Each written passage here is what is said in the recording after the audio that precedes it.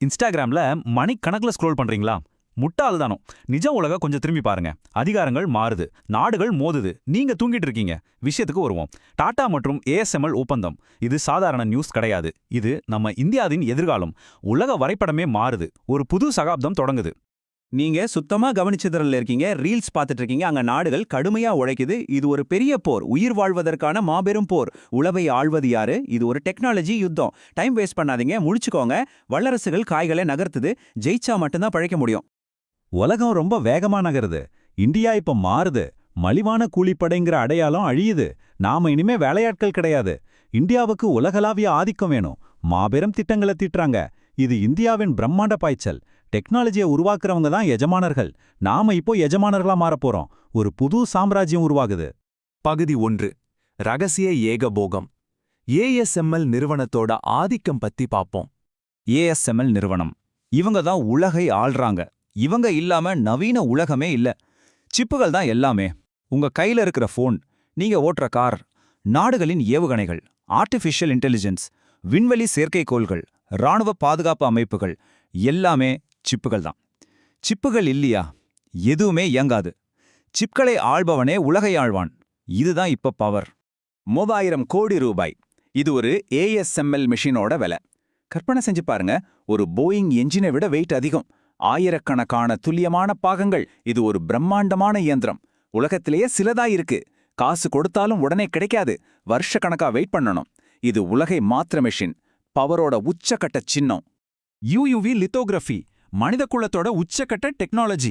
அவங்க ஒளிய பயன்படுத்துறாங்க, அணுக்களை பிரிண்ட் பண்றாங்க. இது ஒரு சாத்தியமற்ற டெக்னாலஜி. ஏஎஸ்எம்எல் கிட்ட மட்டும்தான் இருக்கு. 100% ஏகபோகம். வேற யாராலையும் முடியாது. இது இல்லாம ஏஐ இல்ல, ராணுவ பலம் இல்ல, எதிர்காலமே கிடையாது. இதுதான் நவீன உலகத்தோட மேஜிக். பகுதி 2. இந்தியாவின் $1 பில்லியன் திட்டம். இது ஒரு வரலாற்று சிறப்புமிக்க நகர்வு. குஜராத்தோட டோலேரா ப்ராஜெக்ட்.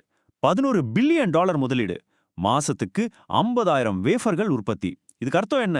மாசம் கோடிக்கணக்கான சிப்ஸ் உருவாகும். தைவானின் பிஎஸ்எம்சி கூட்டாளி. இது ஒரு தரமான மூலப்பொயம். அவங்களோட நாலேஜ் நமக்கு கிடைக்கும். இந்தியா செமிகண்டக்டர் மிஷனுக்கு பெரிய வெற்றி. இதோட பிரம்மாண்டம் உங்களை மிரள வைக்கும். நாம கேமையே மாத்துறோம். பகுதி 3. சப்ளை செயின் போர், அதாவது விநியோக சங்கிலி போர். இதுதான் ஜியோபாலிட்டிக்ஸோட புது முகம். உலகம் முழுக்க சீனாவிடம் மாட்டிக்கிட்டு இருந்துச்சு. மலிவான உற்பத்திக்கு ஆசைப்பட்டாங்க. அது ரொம்ப பெரிய ஆபத்து. கொரோனா டைம்ல உலகமே முழிச்சுக்கிட்டுச்சு. சப்ளை செயின் உடைஞ்சு போச்சு. உலக நாடுகளுக்கு பெரும் பீதி. அவங்களுக்கு ஒரு ஆல்டர்னேட்டிவ் வேணும். வெறும் ஆல்டர்னேட்டிவ் பத்தாது. உயர்தர டெக்னாலஜி கட்டமைப்பு தேவை. அதுதான் நம்ம இந்தியா. உலகத்துக்கான கால்குலேட்டட் பேக்கப் சிஸ்டம். நாம உலகத்தையே காப்பாத்த போறோம். உலக நிறுவனங்கள் ஏன் இந்தியாவை தேடி வர்றாங்க? நம்ம கிட்ட பெரிய டேலண்ட் பூல் இருக்கு. படித்து சாதிக்க துடிக்கும் இளைஞர்கள், மிகப்பெரிய உள்நாட்டு மார்க்கெட், முதலீட்டை பாதுகாக்கும் நிலையான ஜனநாயகம்.